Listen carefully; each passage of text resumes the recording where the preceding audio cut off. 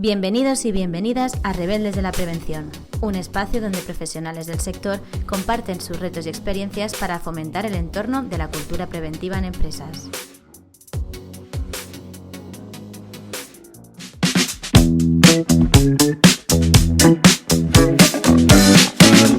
Tony Alcántara ha venido a explicarnos su experiencia integrando e implantando sistemas de gestión en una empresa multinacional de tamaño muy grande.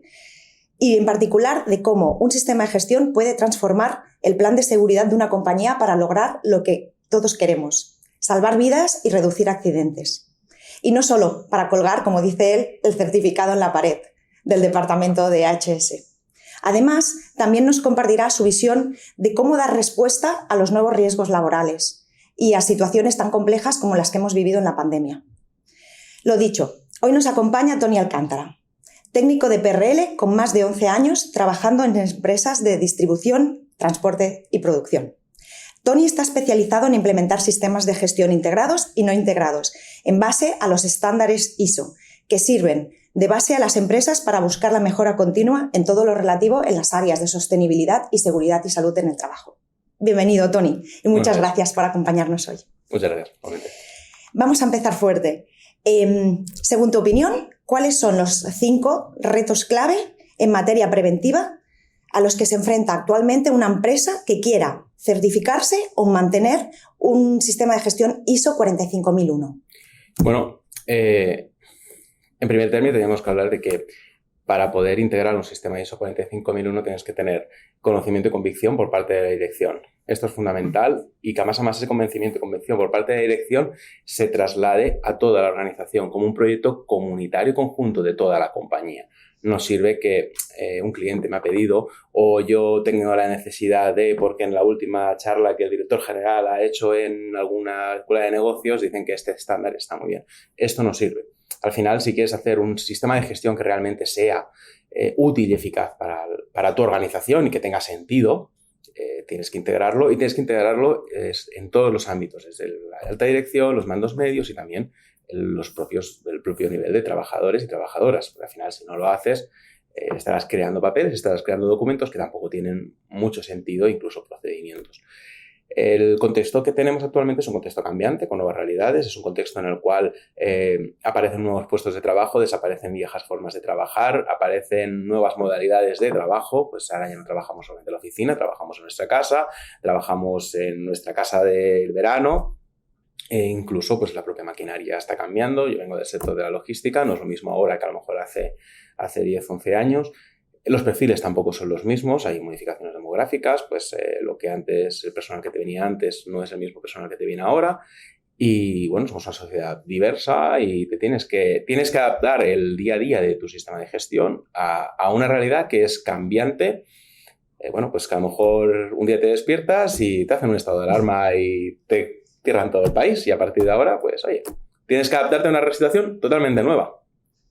Por lo tanto, quizás el gran cambio es esta mejora continua, pero realmente aplicada en el día a día. En el día a día. Es diaria, ¿no? Esta actualización. Sí, efectivamente. Si partimos de la base que queremos crear un sistema que realmente sirva y que sea satisfactorio y útil para la organización. Entonces, a día de hoy no hay los trabajos de un proyecto a 10 años, o es muy raro de encontrar. Incluso los planes de trabajo de las empresas se reducen ahora con suerte a 1 año, ¿no? Al final lo que tú tienes que garantizar es que te estás constantemente formando, estás constantemente buscando en tu sector las realidades que hay para adaptarte. Primera, para ser competitivo. Segunda, para ser atractivo también. Porque los trabajadores y las trabajadoras, en el momento en que una empresa pues no es capaz de proveerte pues mira, si estás en una oficina, doble pantalla, si estás en un puesto de trabajo de logística, de maquinaria cómoda y segura, pues es posible, o de producción, exactamente igual, maquinaria que esté en cumplimiento con el Real Decreto 1215, si no eres capaz de garantizar eso, no eres atractivo, no traes talento y por consiguiente no tendrás el mejor capital humano que necesita tu organización. Muy bien. Y respecto a lo que comentas, ¿no? ¿Cómo han evolucionado estos retos desde la publicación de la ISO? 45001 en 2018, porque ya estamos en 2022, encaramos 2023, una pandemia por medio que has comentado que lo cambió todo, ¿no? Realmente, a nivel de retos, ¿cuáles para ti han sido los más distintos respecto a esta norma que se actualizó hace poco tiempo? Bueno, yo creo que el principal cambio y beneficio es sobre todo de la colección de normas ISO bajo la nueva versión, en el cual se hace un análisis mucho más integrado en la propia compañía de los riesgos específicos, no solamente riesgos entendidos pues, como los riesgos laborales, sino el propio riesgo del contexto, del entorno, el análisis de los stakeholders. Hay una serie de cambios normativos en el apartado de contexto, tanto interno como externo, que hacen que la norma te obligue como técnico de seguridad y salud, en mi caso como gerente, como manager de seguridad y salud, conocer tu organización muy bien. Eso por un lado. Pero por el otro hay algo muy importante.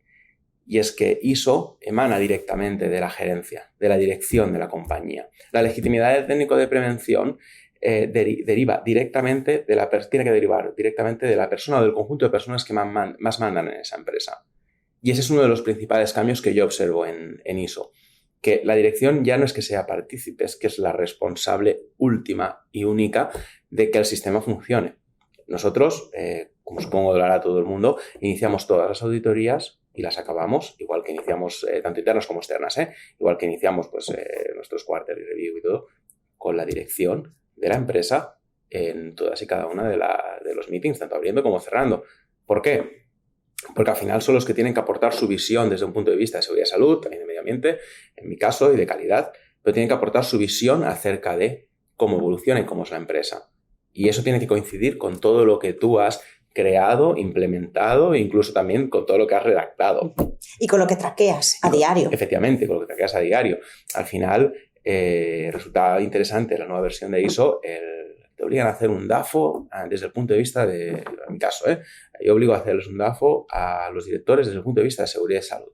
Esto, bueno, pues al final ese DAFO, que es su impresión, se combina perfectamente con mi impresión de la realidad y el conocimiento de la organización que todos tenemos, y eso tiene una serie de medidas, acciones, implementación y un día a día que hace que estés enfocado a la mejora continua desde una perspectiva que es diferente en una empresa, que al final el objetivo real de una empresa es facturar, tener buen beneficio, etcétera, etcétera, etcétera. Pero ese objetivo va acompañado de muchas otras cosas y ahí es donde nosotros entramos.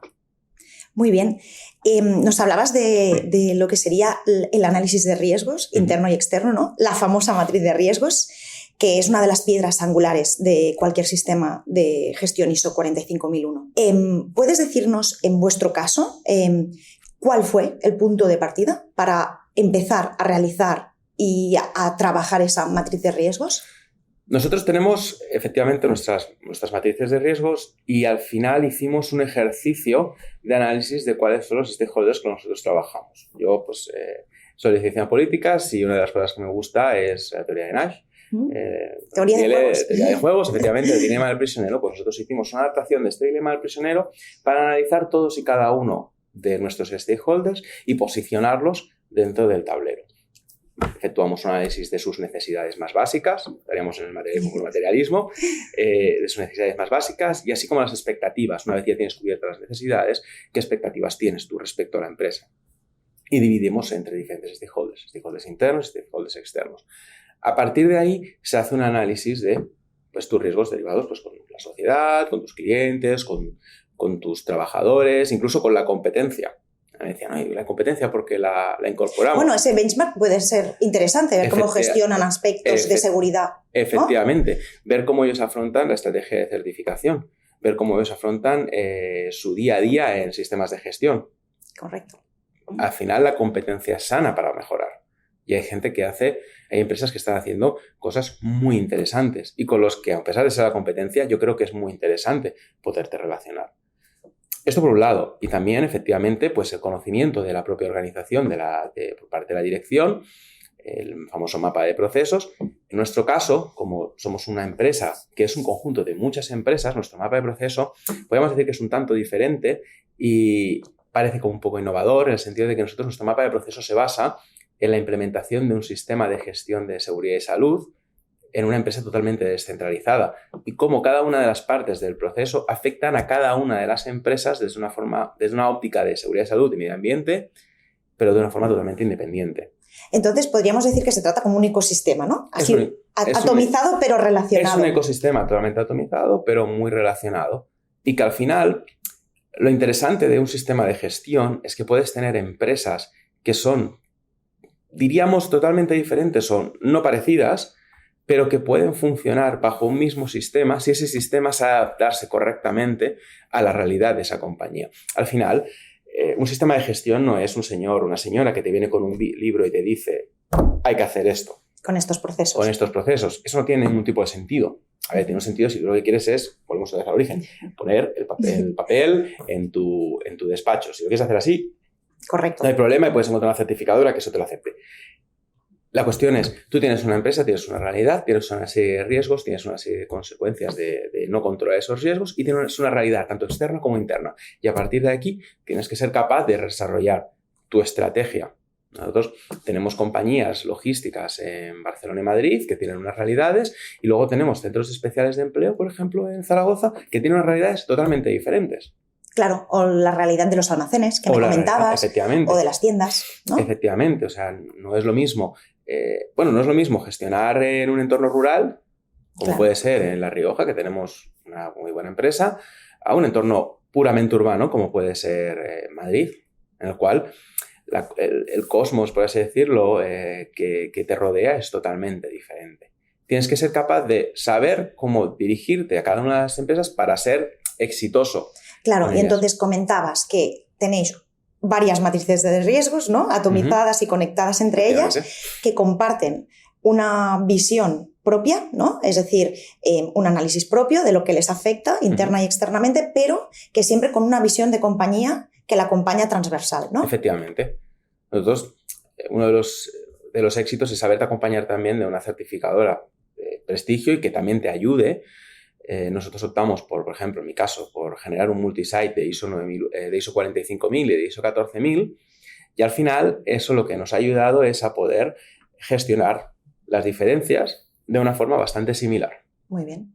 Y creo que si eres capaz de gestionar la diferencia en tu organización, en un sistema como es un sistema de prevención de riesgos laborales, que no nos engañemos, suele ser un marciano dentro de lo que es la realidad de la empresa, pienso que es siempre exitoso.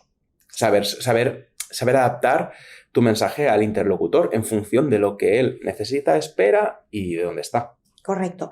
Y en el caso de vuestra realidad, ¿no? Que ya nos has comentado que era global, que está atomizada, pero que es un ecosistema integrado con varios stakeholders, colaboradores, trabajadores autónomos, subcontratados, trabajadores propios, realidades productivas y operativas distintas, almacenes, centros logísticos, tiendas. También comentabas, ¿no? Toda esta parte de asesoramiento y expertise del servicio de prevención ajeno y propio, integrándote también en el día a día la definición del programa de seguridad y salud con la dirección. Entonces, con todo este mapa de stakeholders con el que te tienes que manejar, ¿cómo definirías qué es tu día a día? Es decir, ¿cómo manejar la colaboración y la influencia con todos ellos? ¿No? El día a día. Desde tu perspectiva de responsable de HS, porque claro, tienes que gestionar las expectativas de todo, pero tú tienes un propio objetivo de departamento, ¿no? ¿Cómo haces para gestionarte con todos ellos? El objetivo de mi área es que todo el mundo vuelva a su casa, vuelva contento y vuelva bien. Y al día siguiente sigan en su puesto de trabajo y que el trabajo no solamente no sea un problema, sino que podamos decir, bueno, pues que es bueno, pues operativo, correcto, es un buen logro productivo. Y efectivamente, ¿no? Nadie quiere trabajar en una empresa que puedes perder una mano trabajando. Por supuesto que no. Bueno, pues es la realidad de muchos sitios de nuestro país. Entonces, mi día a día no deja de ser una negociación continuada, hasta conmigo mismo, de cómo se tienen que hacer las cosas para que sean éxitos, adaptándote, como te he dicho, al contexto y a la realidad. No es lo mismo hablar con una empresa que es puramente distribuidora que una empresa que tiene producción y distribución. No es lo mismo hablar con una empresa que tiene clientes finales, grandes cuentas, muy distribuidas por todo el estado, ¿no? Como puede ser, por ejemplo, Banzer, ¿no? Que tiene clientes en todo el estado, desde un pequeño restaurante a una gran multinacional de limpieza. O como hablar con un distribuidor de EPIs, como en Zaragoza, que es una pequeña empresa que tiene el día a día y su cliente cercano.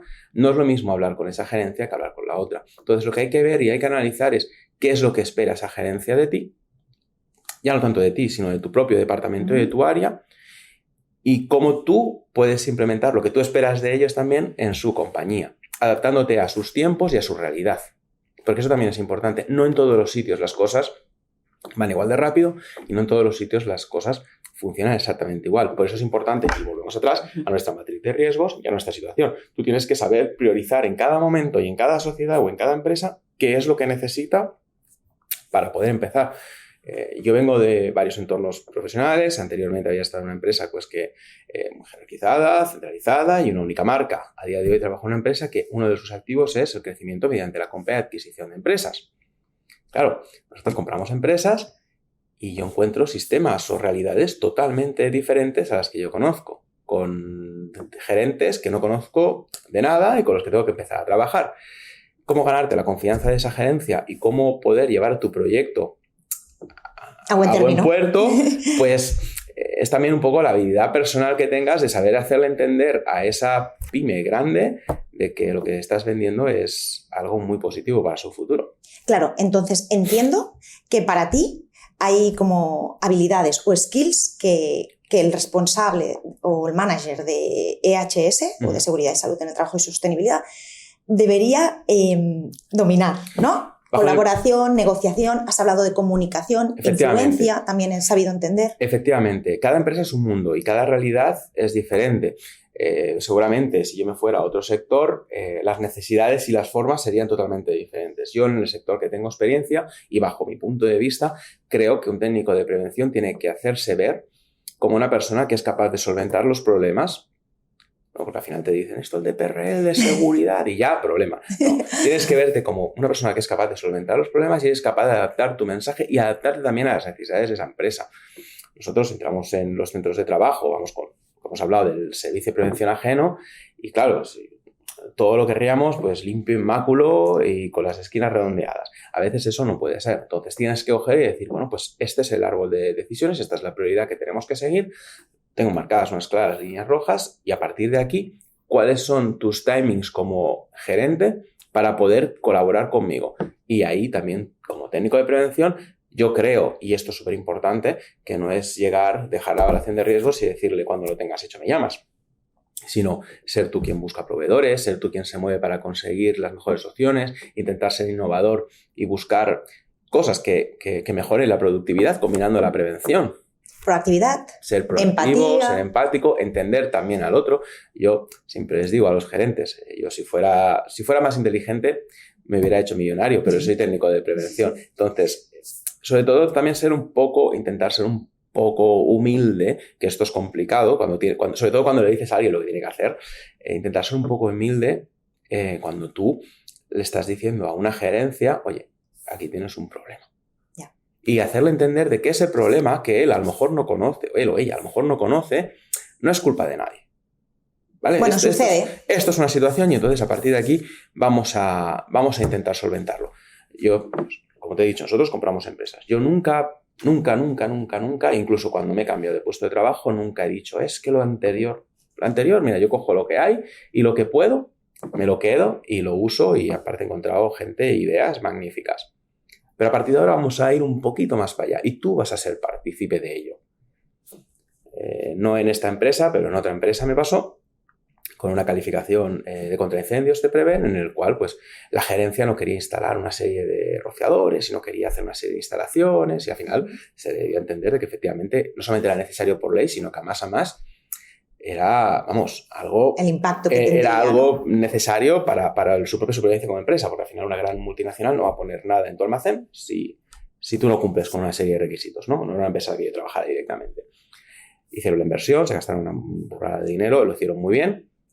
Y en el benchmark o en la marca de la empresa, una vez finalizaron, era que ellos tenían sistemas de seguridad y salud y rociadores y control de humos calificados y auditados por CPREVEN, que es la mejor asociación posible en cuanto a sistemas de contraincendio. Es decir, de algo que aparentemente era una imposición por parte de un cliente, hicieron una virtud. Y gracias a esa virtud consiguieron nuevos clientes y muy grandes que entonces empezaron a ver que no iban a tener problemas por trabajar en sus almacenes. También tenemos una parte, y esto tenemos que saber trasladar desde las gerencias de los sistemas de seguridad y salud, que nosotros tenemos una responsabilidad, efectivamente, con nuestros trabajadores y con nuestros stakeholders más directos, pero también somos responsables de la imagen. La reputación. De la reputación, tanto nuestra como de nuestros clientes. Y eso, la seguridad y salud, juega un papel fundamental, igual que la sostenibilidad, igual que cumplimiento de todos los procesos y requisitos legales que tenga una empresa. Al hilo de esto que comentabas, ¿no? Podríamos entender que la empatía, la colaboración, la resolución de conflictos, la proactividad, ya he dicho, la negociación. Quería comentar la capacidad de influencia, la comunicación. Son habilidades que un técnico de prevención, si las domina, pues le facilitan mucho su día a día y su trabajo, como nos has comentado, ¿no? Pero para desencallar otra fase más, ¿no? Una vuelta de tuerca más de los programas de seguridad, es decir, ¿cómo harías o cómo consigues que haya una participación real de los trabajadores, de todos los estados?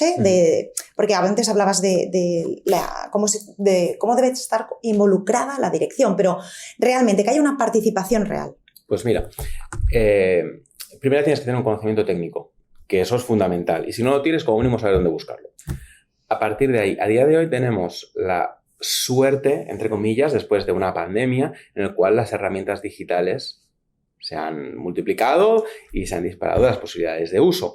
Tenemos plataformas de trabajo y de coordinación. En este caso estamos en ZEMA, es una plataforma de comunicación y coordinación con contratistas. Hay otro tipo de herramientas que nos permiten, pongo un ejemplo, un Office 365, tú pones un código QR en cualquier parte de tu oficina y si tienes una duda, consulta, puedes poner vídeos, puedes poner cómics, puedes hacer lo que quieras. Nosotros ahora estamos trabajando con un software que nos permite tener como una especie de, como una especie de espacio virtual, en el cual, como un cloud, en el cual podemos poner todo el material que queramos y si el trabajador aprieta ese código QR, pues le llega un pop-up de...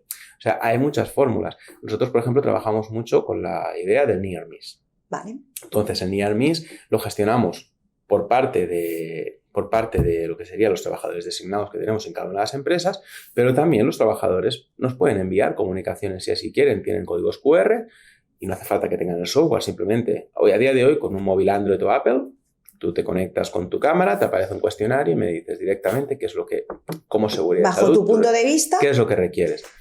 Tenemos la obligación, podríamos decir que tenemos la obligación legal, pero también la obligación moral de escuchar. Claro.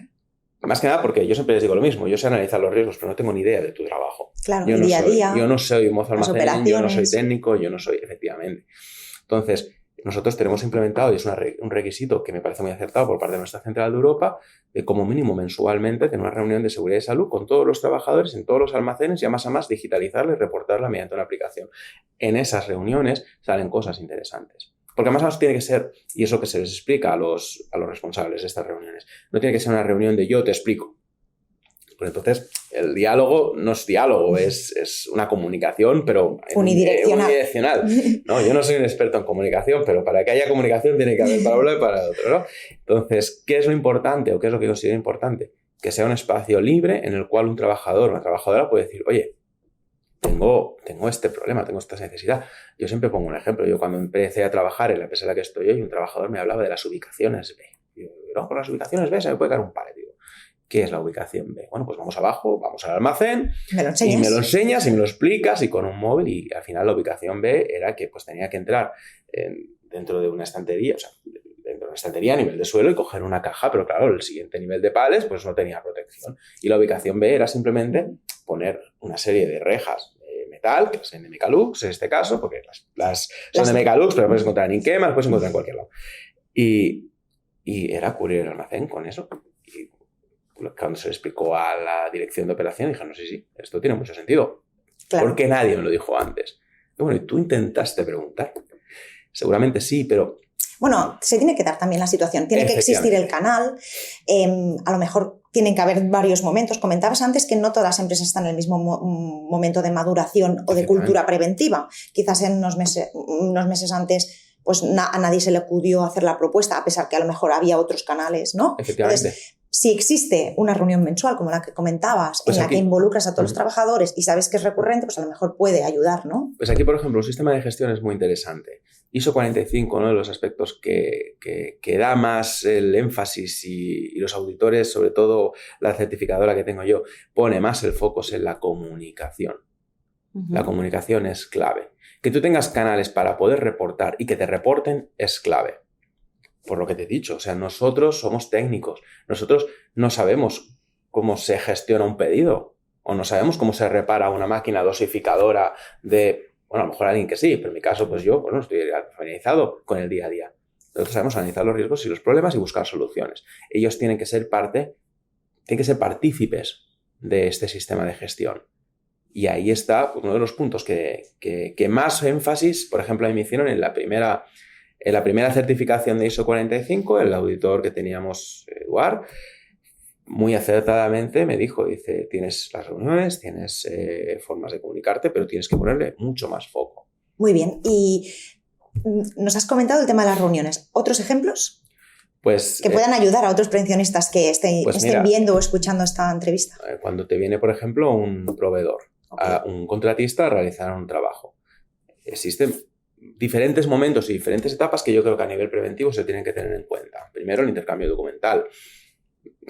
Estamos en ZMAP, podríamos estar en otra plataforma, pero bueno, lo comentamos. Es importante de que tengamos claro que para cada situación que nosotros nos enfrentamos y que tenemos en nuestro día a día, pues no es lo mismo un señor o una señora que te viene a regar las plantas que una persona que te viene a montar unas líneas eléctricas a 15 metros de altura. Entonces, que seamos capaces de tener un intercambio documental fluido, adecuado, correcto y circunscrito a los riesgos que hay en esa actividad. Pero no solamente intercambio de papel o intercambio de cromos. Creo que es importante tener un buen flujo de comunicación al recibir a ese proveedor.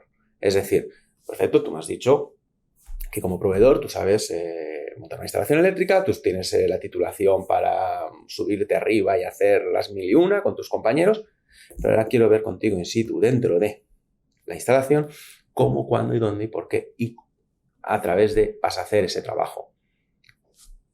Volvemos otra vez a la parte de comunicación. Es una comunicación externa con un proveedor y creo que es fundamental para evitar problemas. Al final, los proveedores, por ejemplo, son gente o son trabajadores que no conocen tu instalación y no conocen tu operativa. No saben si pueden ponerse en un pasillo o pueden ponerse en otro. También con tus trabajadores tienes que ser capaz, cuando vas a hacer una instalación determinada, por ejemplo, cambiar las luces de todo un almacén. Oye, mira, van a venir estos trabajadores, van a venir estos días, explicarles el por qué van a venir. Pues sí, eficiencia energética, vamos a mejorar la luz, bla, bla, bla, pero más a más, ojo, porque mientras estas personas estén trabajando va a haber cargas suspendidas, va a haber material esenizado, esta gente va a estar trabajando con plataformas elevadoras. Si vosotros veis que esta gente no va con sus EPIs, con sus chalecos, con sus cascos, que no están las dos personas en la zona operativa, que hacen corte y soldadura en una zona no autorizada, por favor, indicarlo. También tienes que saber comunicar a tu gente, a tus trabajadores y tus trabajadoras, cómo tienen que reportarte un incidente externo. Hace poco se quemó una catedral en París. Sí. Seguramente por un trabajo en caliente, no lo sabremos. Pero el cigarrito o el corte y soldadura, voy a cortar este trozo de metal. Me juego el cuello, que es el origen de buena parte de los incendios que tenemos en naves industriales. Si tienes una buena coordinación, una buena comunicación, en la cual tienes una persona capacitada, pero que también le has dejado claro que esa capacitación que teóricamente te ha mostrado, tú se la vas a exigir, reducimos riesgos y reducimos problemas. El riesgo cero no existe. No existe, es imposible. Y seguramente los accidentes pasan en empresas que está todo muy controlado. Pero como técnico tienes que ser capaz de implicar a todas las partes para que sepan controlar a esos perfiles. Muy bien. Ahora vamos a cambiar un poquito de tema, ¿no? Porque últimamente no paramos de escuchar en los medios problemáticas o tendencias globales como la guerra de Ucrania, la crisis climática, la crisis de materias primas, la dependencia energética, la inflación. ¿Cómo crees que todos estos fenómenos pueden afectar a la gestión diaria de la seguridad y salud en el trabajo en las organizaciones? Pues afecta de forma muy diversa y afecta de una forma muy directa. En la propia actividad de la empresa, nosotros distribuimos EPIs el hecho de que hayamos tenido problemas de suministro todos los sectores, crisis de materiales, incremento de costes de fletes, incrementan el coste de los EPIs, seguramente, y no todas las empresas están dispuestas a pagar, o no todos los empresarios a lo mejor están dispuestos a pagar unas determinadas cantidades, bien porque no pueden, seguramente, porque les puede suponer un problema. Ahí puede que haya un desgaste, por ejemplo, en el tipo de equipos de protección individual que nuestros trabajadores y trabajadoras tienen. Respecto, por ejemplo, al incremento de los precios de la gasolina. Estamos viendo cómo se está incrementando cada día más el coste de tener un vehículo. El otro día estaba viendo yo la televisión y me sorprendió la cantidad de ITVs caducadas que hay. Claro, tú no puedes controlar en el accidente in itinere, que es uno de los accidentes, diremos más comunes, pero que menos control como organización puedes tener, pues tú no puedes controlar si un trabajador en su vehículo propio y personal ha hecho la inspección técnica de vehículo o se hace un mantenimiento adecuado. Claro, al final, cuando te tienes que gastar, 100, 200, 300 euros en gasolina, pues de algún lado tiene que salir ese excedente. Eso es un problema. A mí me parecen bastante acertadas determinadas políticas de teletrabajo que, consensuada con prevención y con recursos humanos, las direcciones de nuestras empresas han hecho. Oye, mira, la situación es compleja, vamos a hacer una serie de cosas. Esto es una de las empresas de mi grupo, ¿no? Vamos a dar un día más de teletrabajo, consensuado también con la parte de los comités, y aparte las personas que no puedan hacer teletrabajo, pues la dirección en algunos casos ha dicho, oye, pues esto se compensa.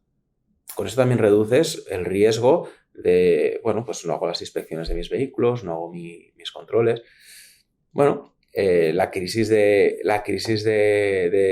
los costes energéticos. Al final, las empresas, cuando multiplicas por 3 tu factura eléctrica, claro, el dinero sale de algún lado y en algún sitio tienes que recortar. Yo, pues tengo suerte, ni durante la pandemia ni durante este proyecto me ha pasado que alguien me dijera, oye, que tenemos que recortar. Más bien todo lo contrario, me he encontrado con todo lo contrario. Oye, sí, porque han surgido también riesgos que existían pero que se han incrementado, ¿no? Como el hecho de las olas de calor, ¿no? Por ejemplo, esto por ejemplo, en logística tiene un impacto muy directo.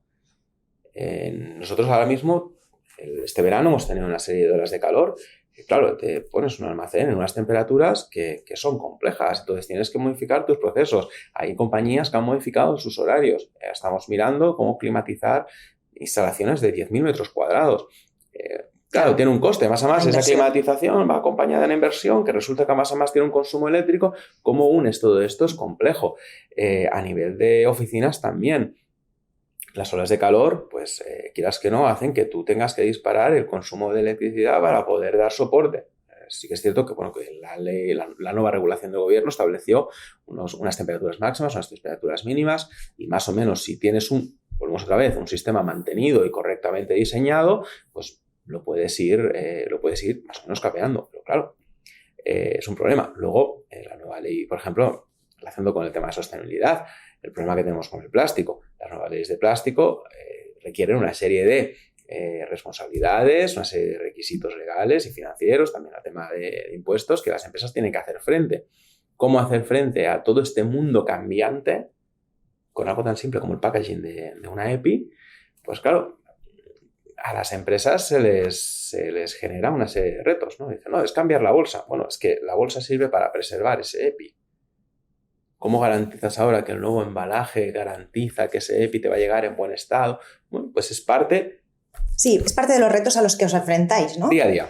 Y en este sentido quería también apuntar cómo las empresas que estáis certificadas en ISO 45001, cómo os ayuda el tema de la homologación de proveedores y las políticas de compra. Claro. En nuestro caso tenemos, diríamos, 2 tipos de proveedores, ¿no? Lo que son los proveedores de producto y los proveedores de servicio.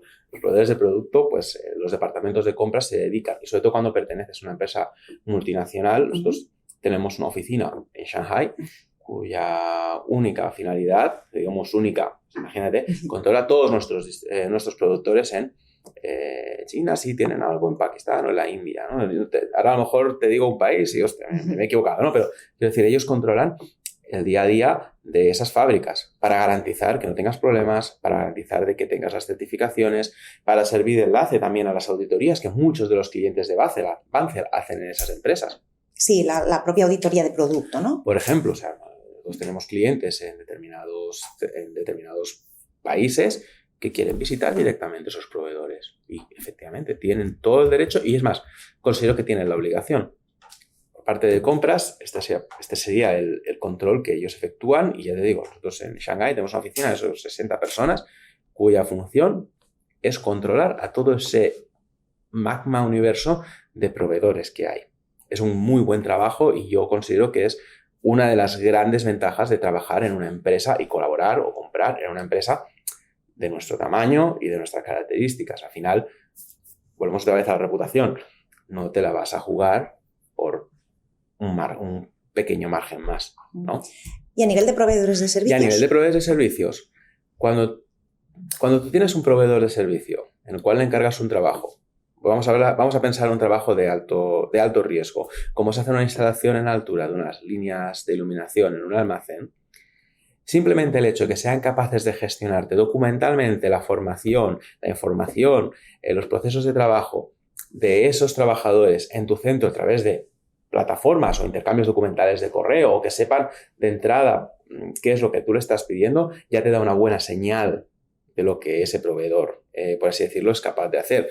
ISO 45, una de las cosas que te pide, igual que la ISO 14 y creo que la ISO 9001, es que hagas un control y un análisis de esos proveedores. Un análisis de, por así decirlo, del desempeño. Sí, ¿no? Como una recalificación. Efectivamente. Hay muchas fórmulas para hacerlo. Hay programas, hay gente que nos generamos nuestros propios bases de datos. Cada uno puede hacerlo a su manera. Pero lo bueno es de que año a año te exige poder revisarlo. Yo aquí pues tuve una formación muy interesante con una consultora, que Kaleiva, en la cual nos explicó lo importante que es tener en cuenta, conocer y saber cuáles son los proveedores que te llegan. En el momento en el que te viene un proveedor a instalar unas líneas, las líneas eléctricas, y te dice que eso de la formación en altura, que es, pues... ya se ponen los pelos de punta. Claro, ya me has explicado, pero a lo mejor no creo que sea el mejor proveedor. Y a nivel preventivo también estás evitándole un problema a la empresa. Porque si alguien no es conocedor de sus propias realidades legales, ¿cómo va a ser conocedor de las garantías y calidad de servicio que te tiene que dar? Correcto. Bueno, hablando de tendencias, ¿no? Que últimamente hemos hablado de crisis climática, dependencia energética, pero el interés por la sostenibilidad, digamos, a nivel organizativo, está ganando cada día peso, ¿no? También la operativa, ¿no? Nos estabas comentando cómo producir de forma más sostenible. Incluso nos has puesto el ejemplo de los packagings de los EPIs, ¿no? Y la nueva ley de envases. ¿Cómo crees que va a integrarse la prevención de riesgos laborales en esta agenda de sostenibilidad? Bueno, es complejo. Aparte, lo importante de lo que son los profesionales que gestionamos sistemas de gestión, de prevención y también gestionamos sistemas de medio ambiente, es que sepamos crear una sistemática de trabajo que recoja las necesidades de los clientes y también de las empresas. Es importante tener muy en cuenta, por ejemplo, a nivel de producto químico, para limpieza, pues la importancia de los concentrados. Es importante también tener en cuenta lo que hablábamos del packaging, las instrucciones, el tipo de producto químico, porque ahora, pues claro, queremos tener todo muy limpio, ¿no? Pero claro, queremos tenerlo todo muy limpio, pero que el producto con el que limpiamos sea sostenible y que no genere un problema para el medio ambiente.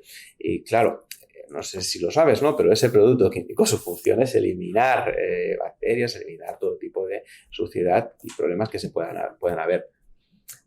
Los departamentos de producto tienen que ser capaces de entender las necesidades del cliente y tienen que ser capaces de entender también las realidades preventivas del uso de ese producto, cómo combinar una PCC o cómo combinar por ejemplo, un plan de higiene, ¿no? Cómo combinar un plan de higiene en la realidad del día a día de una empresa de limpieza en una cocina y que a más sea sostenible y que a más esté correctamente integrado con el sistema de seguridad alimentaria y que sobre todo cumpla con los objetivos y que la empresa que te lo trae sea sostenible y sea capaz de reducir tu huella de carbono mediante un estudio de transporte, como por ejemplo pues, nosotros hemos hecho.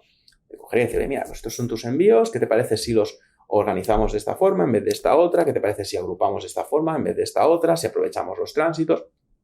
Todo este día a día, que al final es un Big Data, por ejemplo, Si no eres una gran empresa o si no eres una empresa pues, que apuesta por, otra vez, el talento, gente con capacidad analítica, no lo puedes hacer. Ahora hablamos otro día de la cálculo de huella de carbono. Cálculo de huella de carbono. Si tú pretendes reducir el cálculo de huella de carbono en una empresa de transporte, mejoras la seguridad y salud de tus trabajadores porque estás reduciendo el número de envíos que estás haciendo. Si eres capaz de gestionarlo correctamente. Luego, nuevas realidades. Pienso que las empresas tienen que ser más sostenibles a nivel ambiental.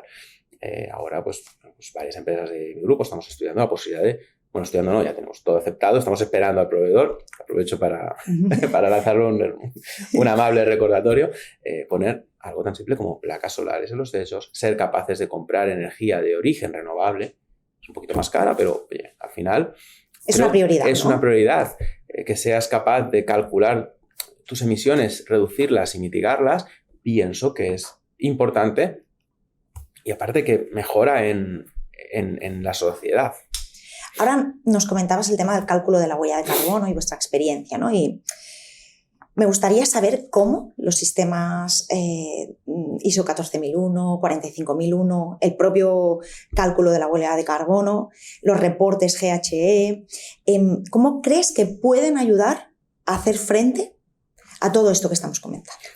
Es decir, como sistemas, ¿en qué pueden ser ese game changer? Tú cuando sistematizas, al final haces que tu forma de trabajar sea previsible, auditable, contrastable. Oye, tenía un profesor que me decía, lo primero que tienes que hacer, cuando yo hice políticas, lo primero que tienes que hacer cuando tú lanzas una teoría es que sea falseable. Es decir, tienes que dar las herramientas para que alguien pueda demostrar si estás equivocado o no.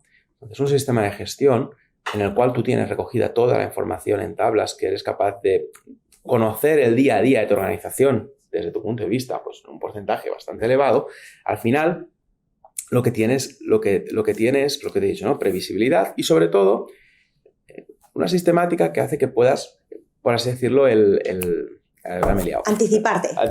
¿No? Por así decirlo. Anticiparte, efectivamente. Que seas capaz de anticiparte a las necesidades de tus clientes, seas capaz de anticiparte a las necesidades de la sociedad y sobre todo que seas capaz de dar una respuesta certificada y veraz.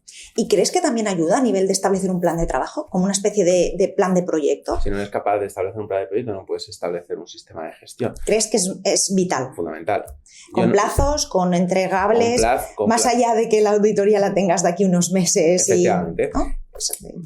Con plazos, con una clara estructura de trabajo y en el cual seas capaz de identificar quiénes son los talentos internos dentro de tu empresa a los cuales puedes cooperar y de los cuales tú también, y aquí abro comillas, egoístamente te puedas aprovechar como técnico de seguridad y salud, ¿no? Yo, por ejemplo, diría, soy el técnico de seguridad y salud que tiene que hablar con los de marketing. Pues te sorprenderías. Mucho. Un plan de comunicación podrían... plan de comunicación. Ellos, por ejemplo, he preparado una serie de cómics con una ilustradora y el que ha colaborado más conmigo ha sido el responsable de marketing de unas sociedades que además de ser responsable de marketing, oye, pues es ingeniero químico. Y en una hoja sabía plasmar los riesgos de cada uno de los diferentes labels, ¿cómo se dice? Etiquetas de cada uno de los productos. Claro, porque realmente lo que buscas es que el mensaje preventivo llegue, cale, perdure y tenga ese efecto memorable, ¿no? Efectivamente, estamos hablando de una comunicación de un shot, por así decirlo, no es un curso, me encuentro esto, que es, ¿has hecho una foto? Me sale un código QR y tengo aquí, además a un señor que se parece a alguien que hay en mi oficina y en este cómic resulta que las personas que son las personas que están trabajando en el almacén. Hemos hecho un trabajo muy chulo con una ilustradora, con Lucía Jiménez Barca, que aprovecho, guías ilustradas, pero se aprovecho para todo el mundo que pueda la siga en LinkedIn. Hemos hecho un trabajo súper interesante de seguridad industrial en el Real Decreto 1215. Explicar todas las partes de una máquina y de una forma animada con personajes que son los propios trabajadores de la empresa, explicando las EPIs que te hacen falta, los riesgos que tienes. Es decir... Claro, es mucho más didáctico quizá que el típico PDF con las instrucciones, la etiqueta te lo lees, lo firmas y conforme lo estás leyendo, pues entra y sale. Claro, es una manera creativa, ¿no? De sensibilizar. Volvemos otra vez a lo mismo. Tienes que saber adaptarte a la realidad que había. Yo me acuerdo, mi padre pues también hacía cosas de PRL. En el año 97 te venían aquellas guías de las mutuas con los colores. Pues en ese momento a lo mejor era lo que había, porque claro, a día de hoy es que te hacen... Bueno, somos creativos, vivimos en otra época, hay otros canales, otros materiales. Totalmente diferente y cualquier chaval de 18 años te coge un Mac y te hace... Virguerías. Claro, muy bien. Quería comentar una cosa que, a pesar de que ahora ya estamos como olvidando las mascarillas un poquito, nos vemos más normalizados, ¿no? Que creo que ha sido un antes y un después, ¿no? En el mundo de la prevención, la pandemia, porque quizás haya ayudado a poner en valor la profesión de prevencionista, pero más allá de esto, ¿no? Que muchos de nuestros interlocutores a diario nos dan este mensaje, quería comentar contigo cómo ves la función de PRL, es decir, el Departamento de Seguridad, también la figura del técnico de prevención, de cómo puede prepararse para futuras pandemias, porque ya nos han avisado que van a llegar más. Efectivamente, sí que es cierto, a raíz de la pandemia, yo creo que la figura de los responsables de prevención y los técnicos de prevención de riesgos ha quedado muy reforzada en las compañías. Prueba de ello es pues la evolución de los anuncios en LinkedIn, ¿no? Puedes encontrar incluso de empleo de EHS Manager, EHS Technical Specialist, ¿no? De todas las formas y todos los posicionamientos de este mismo puesto de trabajo en inglés que te puedas imaginar. Hemos estado durante 2-3 meses en reunión diaria, técnico de prevención, explicando el qué. Creo que es importante el papel que los técnicos hemos jugado en saber canalizar correctamente la información y la fuente fiable de esa información. Durante la pandemia y a día de hoy exactamente igual, pues tienes todas las opiniones y todos los puntos de vista que te puedas imaginar en una tertulia televisiva o en un artículo de La Vanguardia, el periódico. Claro, ¿qué pasaba? En función del medio que tus gerentes o tus directoras leían, pues tenían un punto de vista o otro de otro. ¿Qué es lo importante? ¿Qué es lo que creo que hemos hecho correctamente los técnicos? La mayoría de los técnicos nosotros tenemos una fuente, tenemos un Instituto Nacional de Salud, tenemos el Ministerio, tenemos una serie de recomendaciones, trabajamos con unos SPAs que también nos ayudan y esta es la línea que yo creo que vamos a seguir. Podemos entrar y salir, pero en una situación de emergencia manda uno. Importante también, volvemos esta vez en un sistema de gestión, nuestra legitimidad emana de la Dirección General. En una situación de emergencia, esto es lo que nosotros vamos a hacer. Y creo que la posición de los técnicos como consultor interno, si lo quieres decir así. Sí, consultor técnico. Y además interlocutando a diario con gerencia, que quizás no sucedía con fluidez. Con esa fluidez, aparentemente, ¿no? Claro, eso nos ha dado un posicionamiento, yo creo que muy bueno. Yo tengo la suerte de que para mí esa interlocución no fue nueva. Pero para muchos técnicos yo creo que sí. Entonces yo creo que es importante y para cara a futuras pandemias que espero que no lleguen, pero yo creo que pues alguna situación más compleja vamos a tener que vivir, ¿no? Pues que no se va a decir que se acaba una pandemia, estalla un volcán, ¿no? Bueno, tuvimos 2 pedazos de temporales también en Madrid. Yo creo que es importante el que las empresas ya conocen, ya saben, entienden de que hay una figura que se está constantemente formando y constantemente leyendo, porque al final nosotros estamos en el día a día viendo qué es lo que hay. Sí que es verdad que estamos hablando de pandemias, de crisis climáticas, incertidumbres que no están definidas, pero también os enfrentáis a cambios continuos de maquinaria, de procesos productivos. Sin ir más lejos. Es decir, no hace falta que llegue una pandemia, que llegó, pero realmente las máquinas industriales van cambiando, se van actualizando las tecnologías, entonces tenéis que estar al día de todo ello. Sin ir más lejos, los propios puntos de carga de vehículos o las nuevas baterías de litios que hay. Nosotros tenemos una nueva realidad en todas las empresas que cada día más hay más baterías de litio, tanto en producto que distribuimos como en maquinaria que utilizamos como en coches que tenemos. Si tienes un incendio o tienes un pequeño, puedes decirlo, conato con una batería de litio, eso no se apaga con agua. Eso es complejo de apagar y te puede generar un problema muy grave en tu propia organización. Aquí pues estoy en varios foros y es muy interesante las aportaciones que están haciendo diferentes empresas, tanto del sector de la aseguradora como también desde el propio mundo de contra incendio, ¿no? Los instaladores, certificados de rociadores, calificados por CEPREVEN, creo que es muy interesante, en posibles soluciones, posibles medidas, cómo se puede atajar estos problemas. Nosotros nos hemos encontrado de que Pues ahora nosotros somos más sostenibles a nivel ambiental, queremos vehículos que sean más sostenibles, queremos híbridos enchufables, queremos vehículos eléctricos, claro, pero en algún sitio se tiene que cargar ese vehículo. Bueno, pues hay que establecer una serie de medidas de seguridad para que esos puntos de carga estén correctamente ubicados, para que esas baterías que tengamos en caso de incidente, pues podamos controlarlas, podamos tenerlas ahí agrupadas hasta que se pueda extinguir o que lleguen los medios externos. Es un cambio constante, o la propia realidad del día a día de los trabajadores. Hablamos del teletrabajo. El teletrabajo tiene otra cara y es la soledad del teletrabajo. Sí, ¿no? Ahora hay mucho interés desde el ámbito de la prevención en cómo poder identificar correctamente, mitigar y reducir los riesgos psicosociales, ¿no? Los riesgos psicosociales siempre han estado ahí. En las relaciones laborales siempre han estado ahí. Los planes de acoso en el trabajo siempre han estado ahí. Lo interesante de un sistema de gestión es que te obliga no solamente a tenerlos, sino a actualizarlos y a analizarlos. Y a traquear si sucede algo, si no algo así y cuáles son las problemáticas que tienes en cada empresa. Al final, yo trabajo con unas 600, en España, pues 620, 630 personas, son unas cuantas. Quiero decir, hay realidades muy dispares.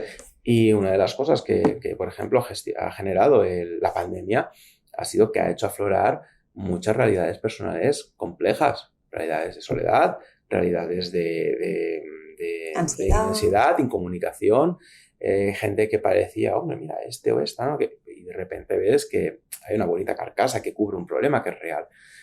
Y yo creo que las empresas tienen que empezar a perder el miedo a esa modalidad preventiva. Yo lo hablo mucho con la psicóloga que tenemos asociada a Quirón, que es Olga, y cuando tú le dices hacer a alguien una evaluación psicosocial, lo primero que te preguntan es ¿qué pasa? ¿Por qué?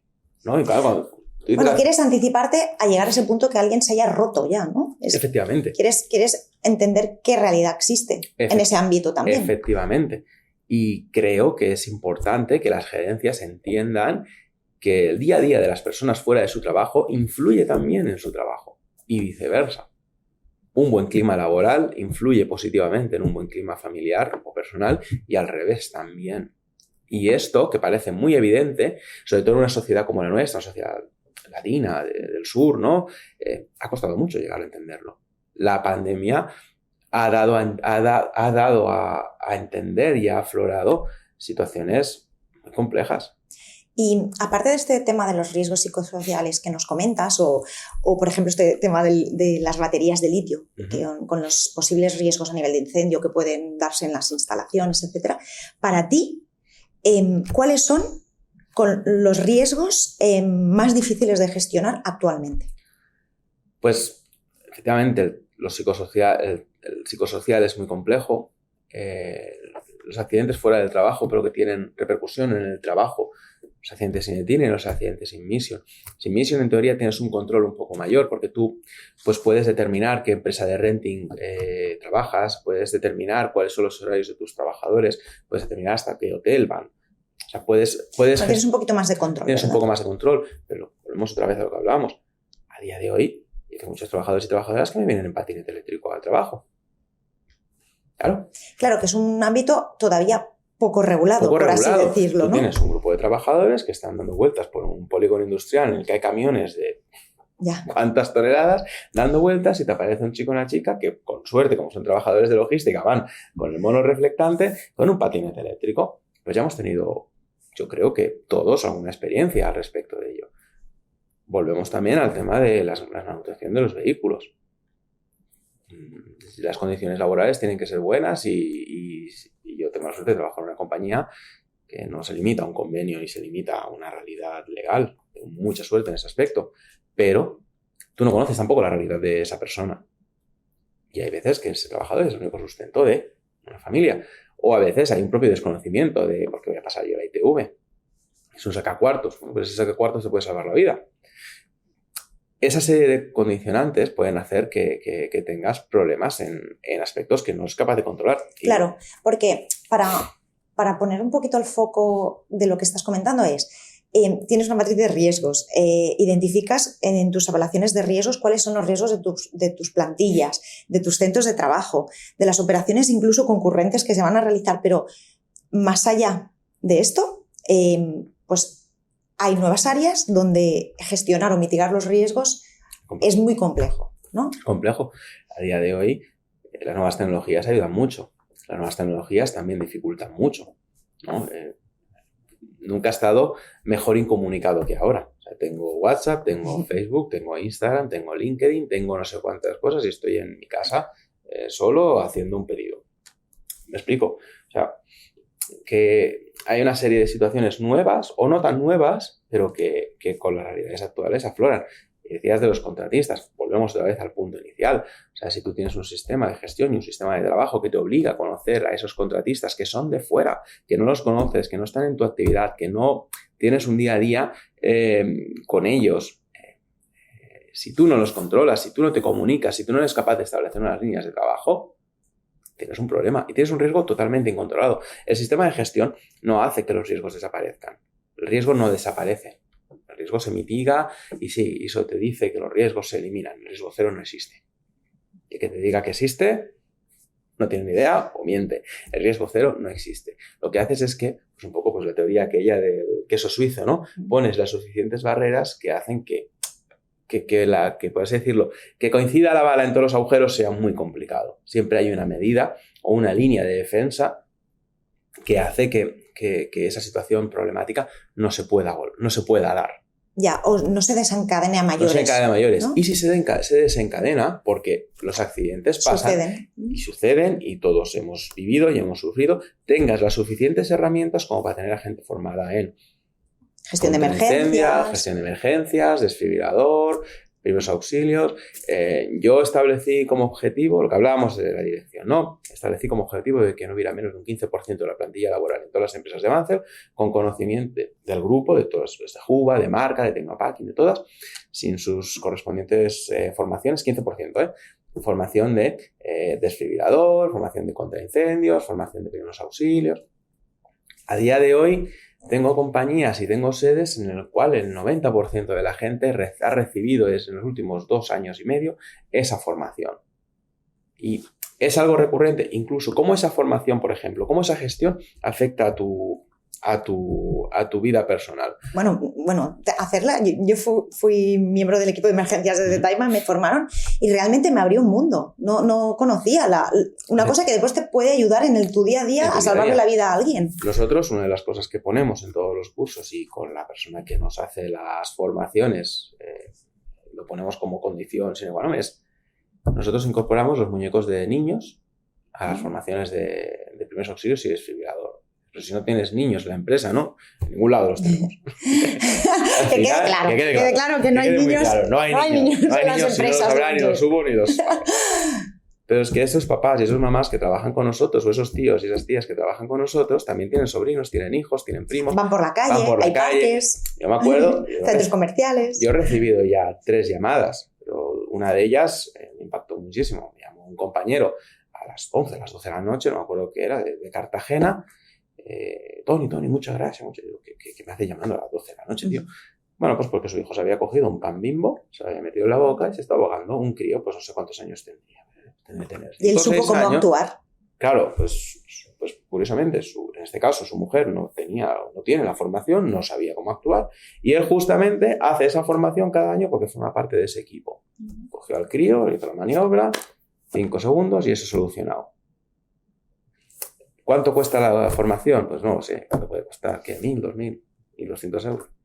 ¿Cuánto vale que un trabajador te diga, oye, mira, ¿sabes qué pasa? Que la empresa en la que yo estoy me dan formación para que yo sepa cómo actuar y gracias a eso salvé la vida de mi crío. Yo soy padre de 2 criaturas.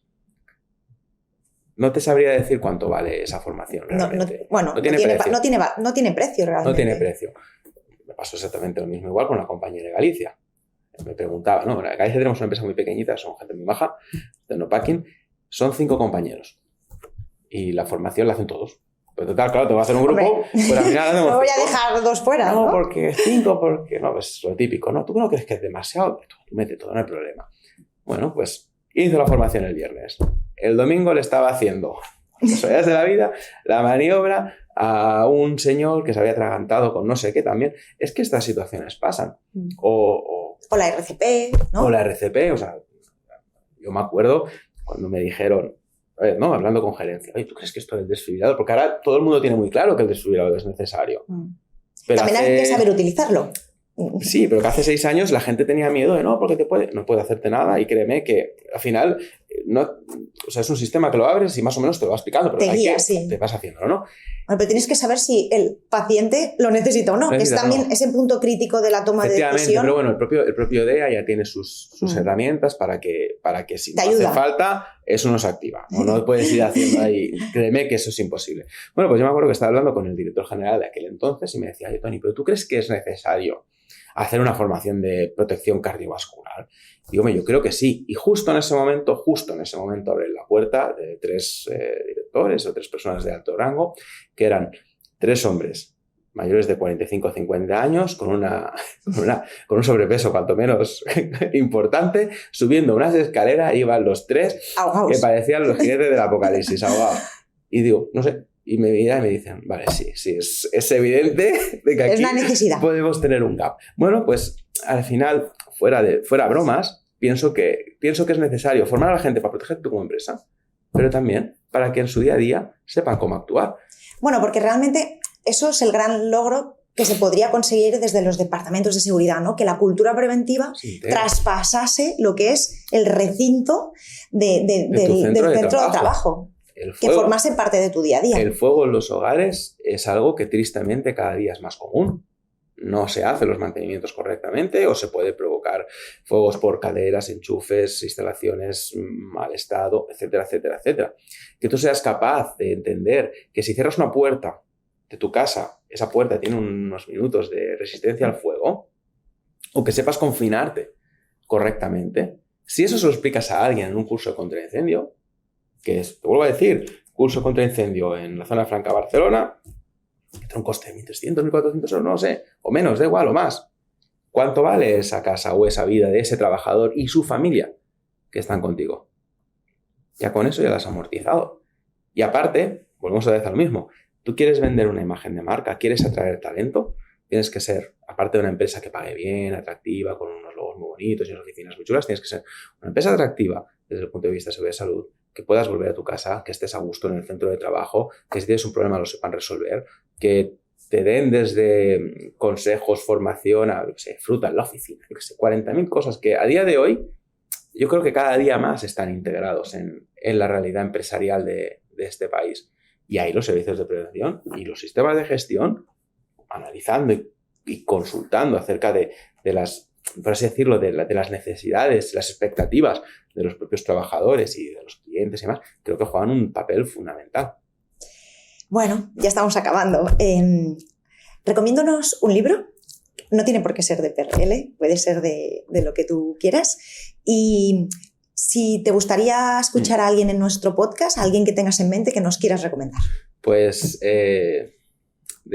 respecto a libros, voy a recomendar uno de prevención, que es un cómic, que es Cuando el trabajo mata, que habla de la historia de un trabajador que se acaba quemando en una multinacional muy conocida en Francia. Y es un cómic que es muy simple, se lee en una tarde y lo tienes bastante solventado. Y luego libros, podría recomendar muchos, pero voy a recomendar uno que me recomendaron a mí, que yo me lo leí, con el que no estoy de acuerdo en un 90%, pero el 10% es muy útil, porque la esencia del libro, que es el japonés que estrelló el tren por ganar unos minutos, lo que se llama así, más o menos, y te habla desde la perspectiva de un directivo, en este caso un directivo creo que es de IS, en el que habla de estos de calidad y estos de procesos que nos hacen hacer tantas cosas y que a muchas no tienen sentido, ¿no?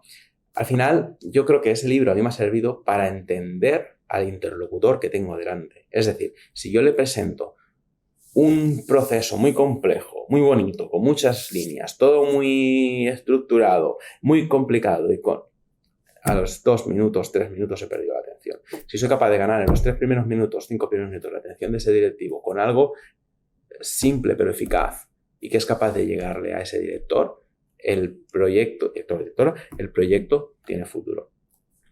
Recomiendo el libro no por los ejemplos que da, incluso no por lo que dice, sino por cómo a veces te hace entender de que, oye, que tampoco nos tenemos que ir tan allá. No, como dirían aquel, no te tienes que flipar tanto. Tienes que hacer algo más con los pies en la tierra, algo que esté más en el día a día de tu empresa y que sea bueno, pues que sea útil y que sea pues, que tenga impacto. Utilizable, que tenga impacto, efectivamente.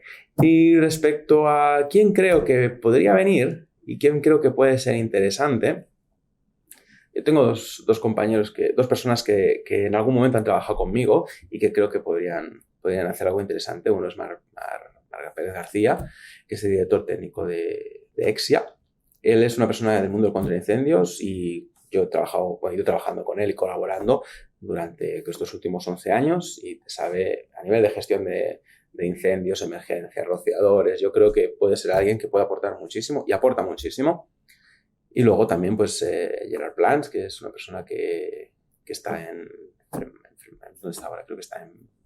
No sé si estaba en FREMAP y ahora creo que está por Barcelona, no sé, en una entidad semipública que creo que también puede aportar mucho en cuanto a sistemas de gestión y y el día a día del técnico de prevención. Y en su caso creo que un poquito más, porque además es una persona que, estando en FREMAP, visitaba de forma muy asidua todas y cada una de las empresas a las cuales prestaba el servicio. Bueno, y para terminar, ahora sí, que ya estamos acabando, un resumen de nuestro podcast de hoy contigo en 15-30 segundos para ti de lo que quieras destacar.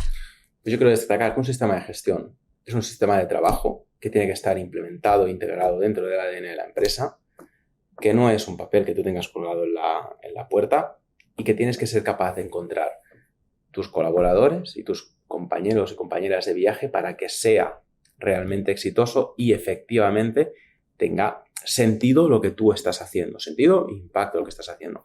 Porque si eres capaz de conseguirlo, como técnico y como profesional, tendrás futuro en cualquiera de las empresas en las que prestes tus servicios. Muy bien, pues muchas gracias, Toni, por acompañarnos en este episodio de Rebeldes de la Prevención y por compartir toda tu experiencia y conocimiento. Esperamos poder contar contigo en otros episodios, hablando de muchos otros temas que seguro dominas en tu día a día y queremos seguir aprendiendo. Y si te ha gustado el podcast, no olvides suscribirte a nuestro canal para no perderte ninguno de nuestros episodios. Hasta la próxima edición.